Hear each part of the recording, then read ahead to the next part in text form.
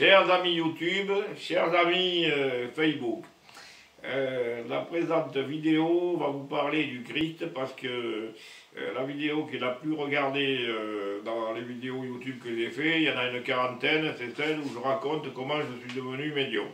Et je suis médium, j'ai fait des pratiques du bouddhisme tibétain à un niveau élevé, il faut du courage. Pour les faire. Bon, c'est difficile. Et je suis arrivé à l'état du guru yoga, c'est-à-dire que je peux communiquer d'esprit à esprit avec des maîtres tibétains ou d'autres. J'ai communiqué avec Sainte Thérèse de Lisieux aussi. Et un matin, je me dis, mais pourquoi je n'irai pas avec le Christ? Mais ça m'est venu comme ça à la rigolade, quoi. Et je m'installe chez moi, j'allume les bougies, je fais brûler de l'encens, je visualise le Christ comme je l'imagine, et ça marche. Mais je peux vous dire que vous trouvez en présence du Christ, quand vous êtes médium et que vous savez que c'est une présence réelle, c'est impressionnant. Et le Christ me dit, Jean-Luc, je me demandais combien d'années encore t'allais passer sans penser à moi. Alors j'en ai pris plein la tête. Et puis...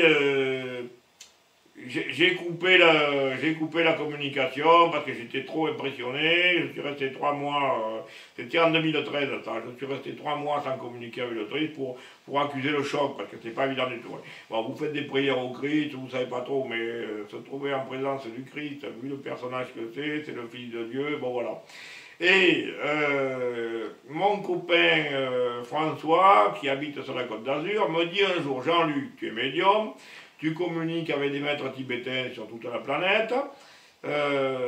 Quand tu arrives dans un centre bouddhiste tibétain, tu amènes la bénédiction de tous ces maîtres que tu connais. Il y a des gens qui ont connu des maîtres, tu peux te mettre en relation avec les maîtres, leur demander est-ce que tu as un message à transmettre, c'est des choses que je fais, tout ça, c'est magnifique. Et il me dit, est-ce que, pose-toi la question de savoir si tu as fait pareil avec le Christ.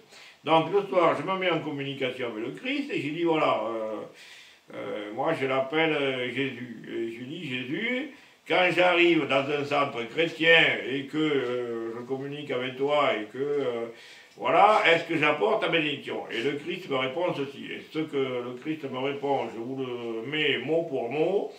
Et je dis ça pour les catholiques pratiquants, ce que je dis mot pour mot, je le garantis, c'est un enseignement du Christ lui-même, c'est pas moi qui l'ai inventé. Et le Christ me dit ceci, voilà, Jean-Luc, bien sûr que quand tu arrives dans un centre chrétien, tu amènes ma bénédiction, mais cela n'a rien d'extraordinaire, parce que les gens que tu rencontres dans ce centre chrétien, tes amis comme tes ennemis, sont déjà porteurs de ma bénédiction. Et là, j'en suis resté baba, parce que je me suis dit, c'est un truc que je n'avais jamais pensé. L'amour des ennemis, c'est enseigné dans les évangiles, mais c'est très difficile à comprendre.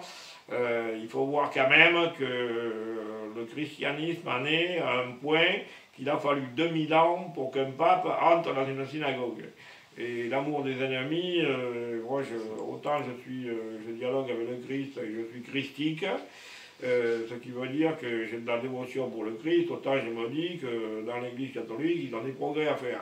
Parce que l'amour des ennemis, ça a été enseigné dans les évangiles, et c'est très peu pratiqué, c'est-à-dire que celui-là, il ne pense pas comme moi, je le déteste, sans se rendre compte que celui-là que je déteste, il est porteur de la bénédiction du Christ. Voilà, c'est tout ce que j'avais à vous dire. Ceci étant, ne faites pas comme moi, si vous allez à la messe, prenez pas une pleine poignée de pièces dans la quête comme j'ai fait, que j'ai raconté, ça ne se fait pas. Voilà, merci, au revoir.